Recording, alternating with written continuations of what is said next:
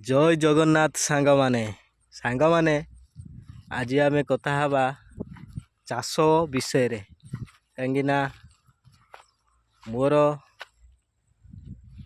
आमर चाष होती भेंडी चाष आपण मैंने देखुवे कहीं मु सब आमर तरबुज चाष हुए एबे भेंडी लगी धान चाष हम पुणी सीजन नहीं चाष कहीं आम हूँ चाषी परिवार लोक चाष हूँ आमर प्रथम काम। आज चाष विषय आम कथा हवा चाषी कहीं चाषरे सफलता पाऊना चाषीर तीनोटी जिनस को लक्ष्य करने दरकार।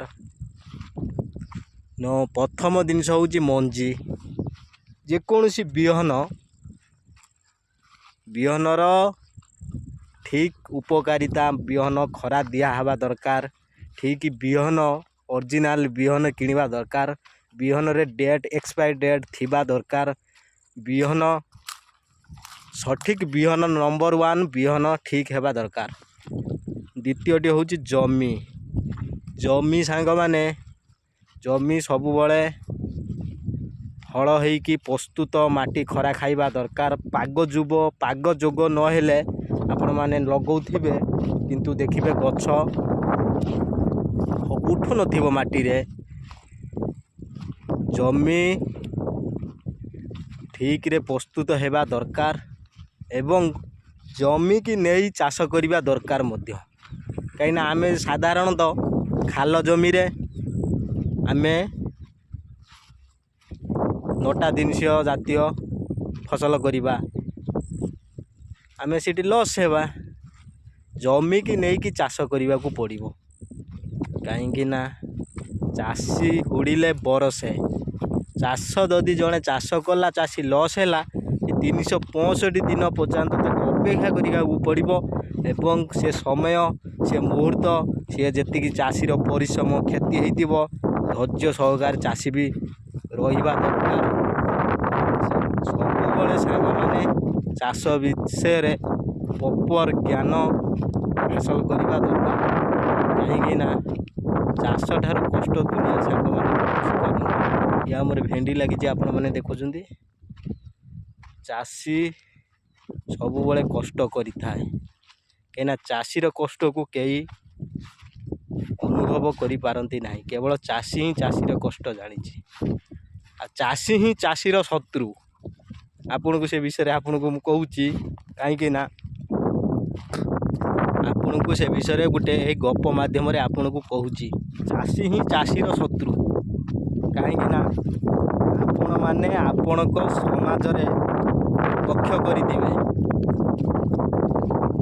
जड़े भल डॉक्टर पाठ पढ़ी बहुत ज्ञान आहरण करी से डाक्तर होइचंती किंतु साधारणतः गाँवले गोटे आपण पाखरे सी गोटे कम पाठ पढ़ी सी डाक्तर है सी कह मु कटक आम साधारणतः आम जानी बड़ डाक्तर होती कटक अन्य थी पारती न थी पारती आम से कथा आलोचना करें ओडिशा कथा आम आलोचना करवा साधारण आम जानी कटक मेडिकल कटक ही सब बड़ डाक्तर आम गाँवली लोक जदि कहे कटक डाक्तर सहित मु समान ताहले कौन हम आपड़ से चिंता करूँ।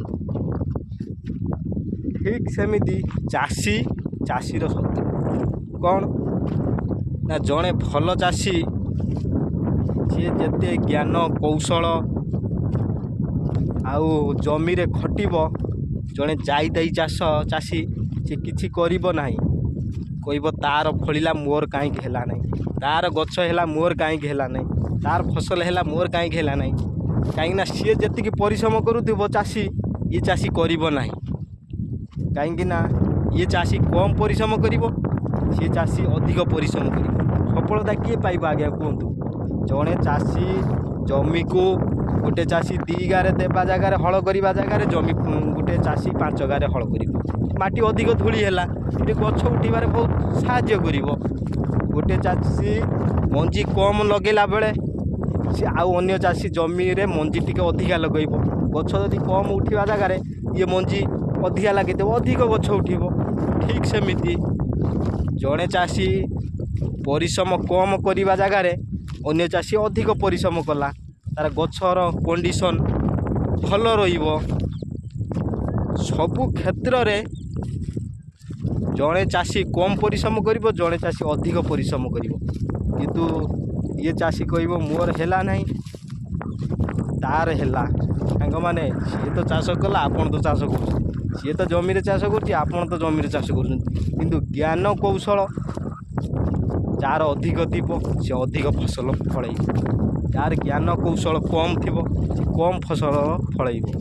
କାହିଁକିନା ଚାଷୀ ଚାଷ କରୁଛି, ସବୁବେଳେ ଚାଷୀ ରିସର୍ଚ୍ଚ କରିବା ଦରକାର। ମୁଁ ଏ ବର୍ଷ ଏ ମଞ୍ଜି ଲଗେଇଲି, କେତେ ଦିନ ଫଳୁଛି, କ'ଣ ଫଳୁଛି, କେମିତି ଫଳୁଛି, ପ୍ରତ୍ୟେକ ଦିନ ଚାଷୀ ରିସର୍ଚ୍ଚ ମଞ୍ଜି ଲଗେଇବା ଠାରୁ ମାନେ ଚାଷ ପୁରା ସରିବା ପର୍ଯ୍ୟନ୍ତ ରିସର୍ଚ୍ଚ କରିବା ଦରକାର। କାହିଁକିନା ଆଜି ଆମେ ମଞ୍ଜି ଲଗେଇଲେ ଏଇ ପାଗ ଯୋଗରେ ଗଛ ଉଠୁଛି ନା ନାହିଁ, ଅନ୍ୟ ଆଉ ଗୋଟେ ଦିନ ଲେଟ୍ ହେଇଥିଲେ କ'ଣ କେମିତି ଉଠିଥାନ୍ତା, ଆଜି କେମିତି ଗଛ ଉଠୁଛି। ଆଜି ମେଡ଼ିସିନ ପକାଇଲେ କେତେ କାମ କରୁଛି, କାଲି ପକାଇଥିଲେ କେତେ କାମ କରିଥାନ୍ତା, ତା ପୂର୍ବ ଦିନ ପକାଇଥିଲେ କେତେ କାମ କରିଥାନ୍ତା। ସବୁ କ୍ଷେତ୍ରରେ ଚାଷୀର ପ୍ରତ୍ୟେକ ଦିନ ରିସର୍ଚ୍ଚ କରିବା ଦରକାର। କାହିଁକିନା ଜମି କହେ ଚାଷ ସିଏ ମୋ ପାଖକୁ ସବୁବେଳେ ଆସ, ଜମି ସବୁବେଳେ କହେ ଚାଷ କରିଛ ଯଦି ମୋ ପାଖକୁ ସବୁବେଳେ ଆସ। କାହିଁକିନା ଆସିଲେ ହିଁ ଜଣେ ଚାଷୀ ଚାଷର ମହତ୍ତ୍ୱ କ'ଣ ଜାଣିବ। ଆଜି ଏ ଜମିରେ କ'ଣ ଦରକାର, କାଲି କ'ଣ ଦରକାର, ଆସନ୍ତା କାଲି କ'ଣ ହେବା ଦରକାର, ସବୁ ବିଷୟରେ ଚାଷୀ ଜାଣିପାରିବ। କାହିଁକିନା ଚାଷୀ ହିଁ ଜାଣିଛି ଚାଷର ଦୁଃଖ। ନମସ୍କାର, ଜୟ ଜଗନ୍ନାଥ ସାଙ୍ଗ।